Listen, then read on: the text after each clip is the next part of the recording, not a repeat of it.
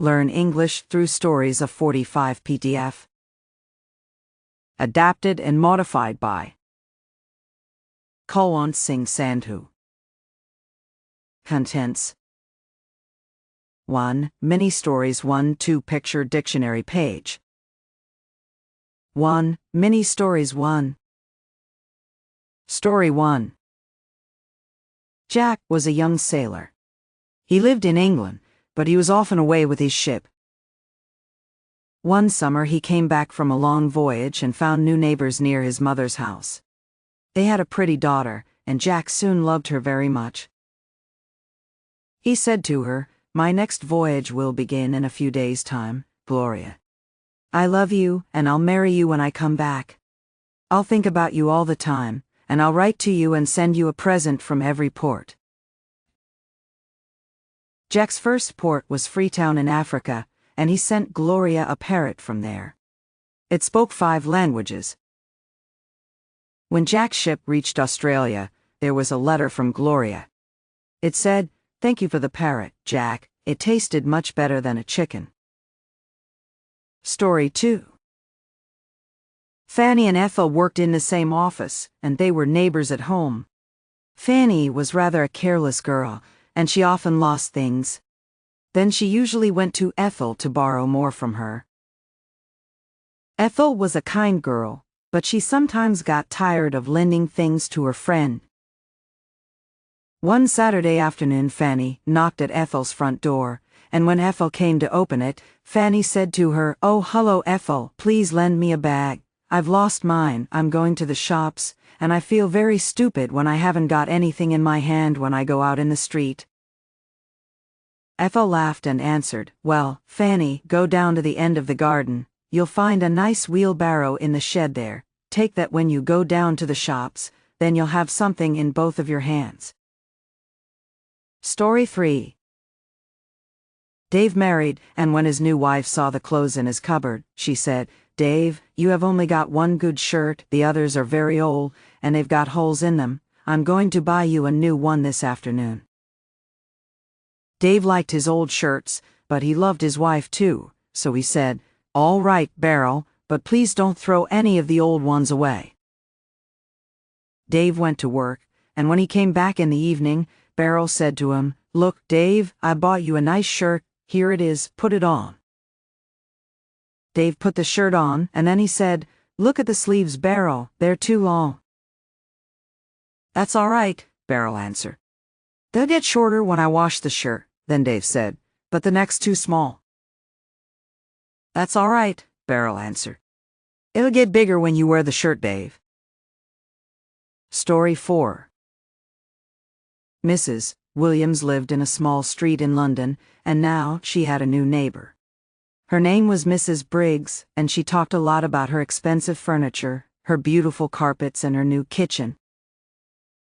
"Do you know," she said to Mrs. Williams one day, "I've got a new dishwasher. It washes the plates and glasses and knives and forks beautifully."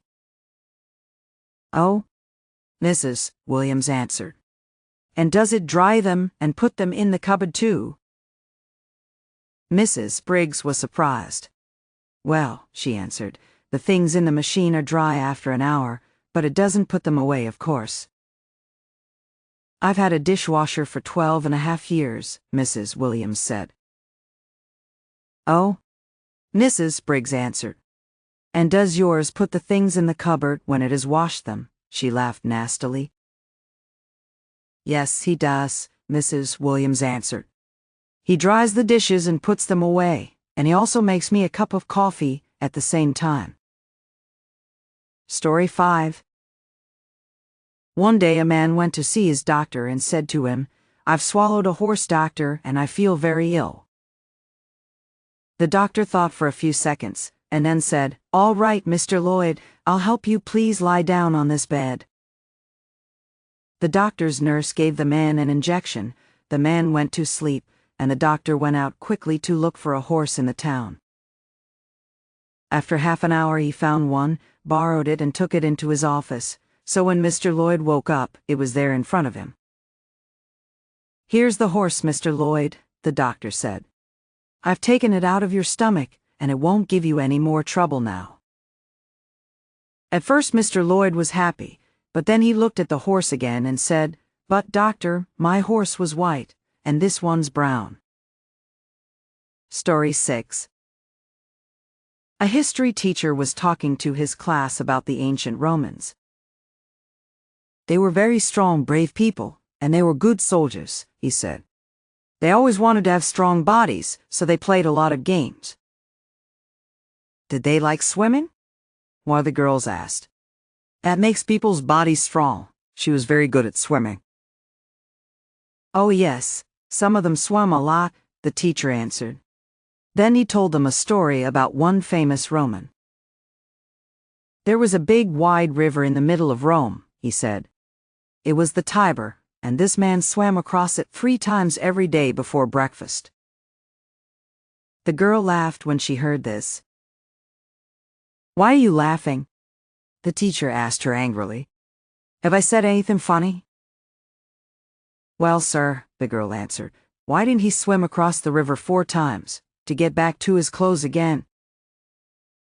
Story 7.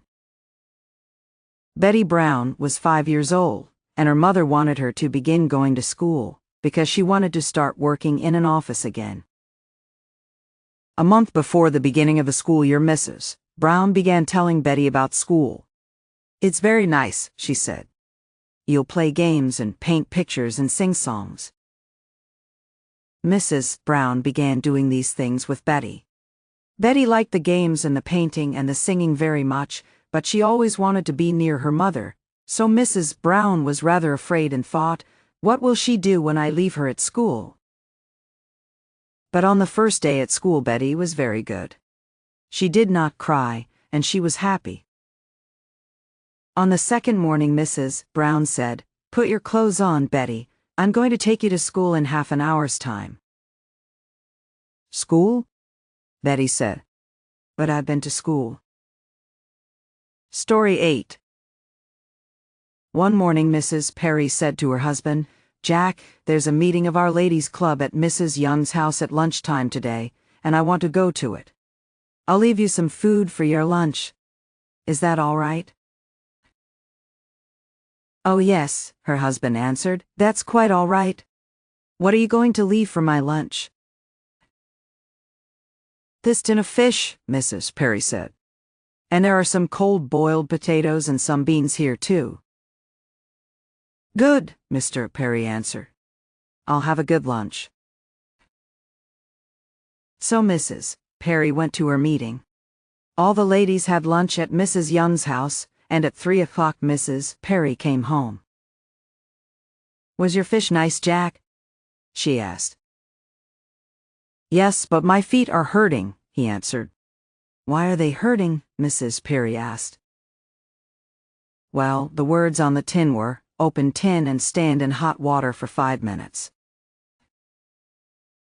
Story 9. Miss Green was very fat. She weighed 100 kilos, and she was getting heavier every month, so she went to see her doctor.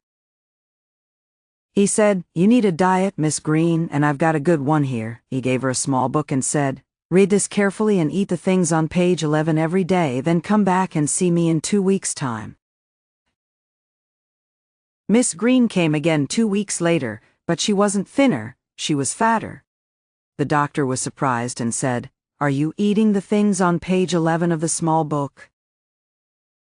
"Yes, doctor," she answered. The next day, the doctor visited Miss Green during her dinner.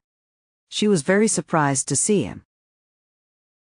"Miss Green," he said, "why are you eating potatoes and bread? They aren't in your diet." "But doctor," Miss Green answered, "I ate my diet at lunchtime. This is my dinner." Story 10. Rose left school when she was 17 years old and went to a college for a year to learn to type. She passed her examinations quite well and then went to look for work. She was still living with her parents. A lot of people were looking for typists at that time, so it was not difficult to find interesting work. Rose went to several offices and then chose one of them. It was near her parents' house. She thought, "I'll walk there every morning. I won't need to go by bus. She went to the office again and said to the manager, I want to work here, but what will you pay me? We'll pay you PS 27 now, the manager answered, and PS 30 after 3 months. Rose thought for a few seconds before she answered. Then she said, All right, then I'll start in 3 months' time. Picture dictionary.